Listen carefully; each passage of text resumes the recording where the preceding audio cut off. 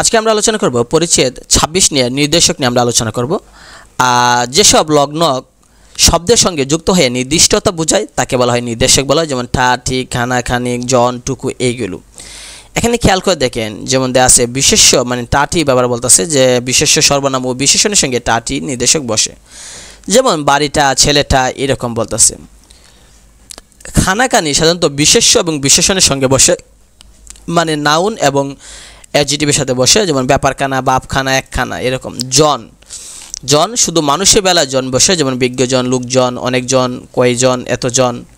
সংখ্যার সঙ্গে জনও বসে, যেমন একজন রাজা, দুজন রাজা এরকমও বসে। তো অধিক সংখ্যার বেলায়ও জন ব্যবহার করা যায়, 5 জন, 25 জন এরকম। টুকু বসে সাধারণত সামান্য বোঝাতে, যেমন সাবানটুকু, হাসিটুকু, শরবতটুকু এরকম।